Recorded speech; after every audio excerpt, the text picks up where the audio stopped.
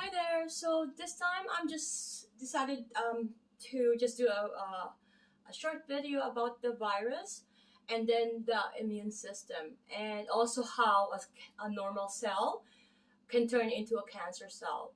Obviously, I'm just gonna quickly explain it briefly in a layman's term so that everybody can understand, and hopefully this could help me and help you to recall information that we probably have already know. Okay, so I'm just gonna start with you know perhaps a cancer. Okay, sorry, it's just my daughter. I get distracted. Sorry. So like perhaps for a virus, right? So I just want to kind of um, differentiate and separate what a virus is, right? So a virus really is like a molecule or like perhaps a particle. It doesn't have any cell. Like what it is just a DNA or an RNA, and it's just covered with a protein, like a cap tip. It's like it's called like a capsule, that's covering it, right? So it has um, it's no life, right? Not like the bacteria. Bacteria has has cell just like everybody else, like us human, animals, plants, right? They have cells, right? But virus doesn't have. Okay, and to differentiate again what type of virus, there's mostly lytic virus. Okay, so what's happening is once a virus enter into a host, I'm gonna elaborate more later on about it. So once it's enter a host, what it does is it damages, right? But with non-lytic, right, virus, what it does is this is like the cancer, right? So it turns a normal cell into a cancer cell. That's the non-lytic, right? And another to differentiate viruses on how it affects different areas of the body, different organs, right? Usually, viruses are doesn't have any effect on the animals, so they're more so specific. There's a few instances that that swine flu it mutated into, right? That there's like I said, that was extraordinary thing that happened. That's why there's a lot of research with virus, and especially now that there's that COVID virus, right? So okay, so going back to the lytic virus, what happens is they they damage the cell more so, right? And most popular non-lytic, I would say, is the leukemia and well, any form of viruses. But keep in mind, when a person gets cancer, there's an exception also that a young person, but usually it's because it's that process, it's the aging process. Everything is really um, going through its natural process of aging, right? Like everything, the organs. So therefore, the immune system also is going through that process of the aging, right? So therefore, then a cancer occurs because cancer forming is all over. It happens all the time with our human body.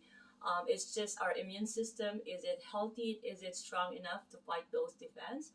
Keep in mind the first thing that if let's say you were diagnosed with COVID virus, they're gonna check your lymphocytes, white blood cells, right? What does white blood cells do? It actually detects antibodies, right? So if there's a foreign thing, that's what's happening. It's going to detect that. Oh, it's not us. It's not, it's not. It's not one of us, because through why our DNA and our RNA. So that's how they can detect. So it's not the same. So it's going to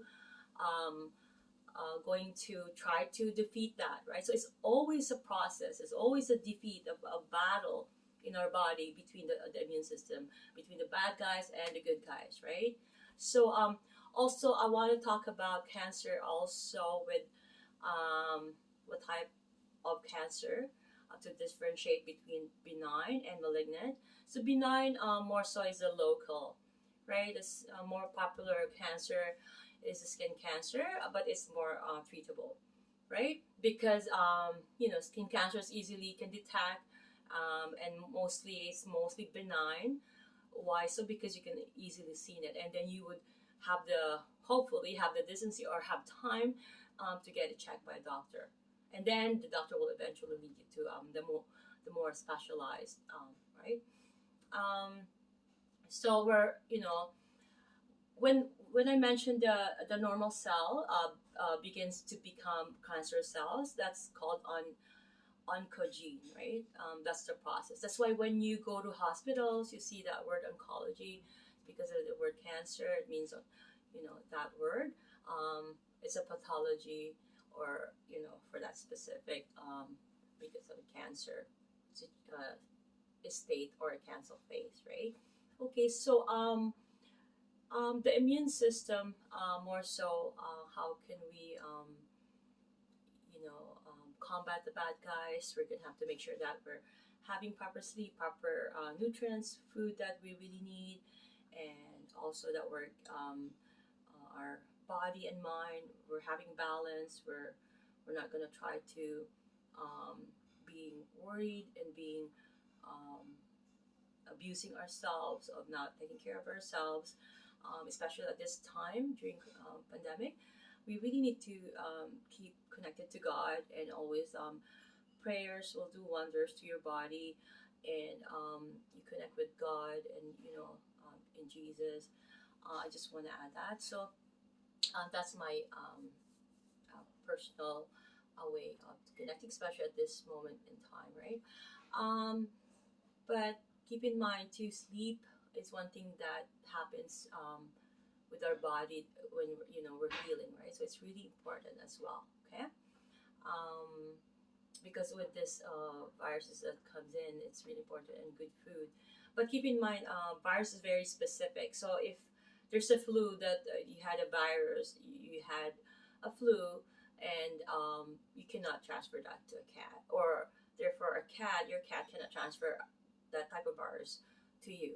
Yeah, right. And there's different kinds of viruses, right? There's that polio; it goes to the brain, so we have to be careful of that. And the rabies, right? That's kind of scary when um, you know. That's why little kids, right? It's really important that we protect them. And I will be doing a next video about more so on a spiritual aspect. Okay, but after this, I'm going to be doing the GI tract part 2. Okay, and thank you so much for watching this, and please subscribe and like.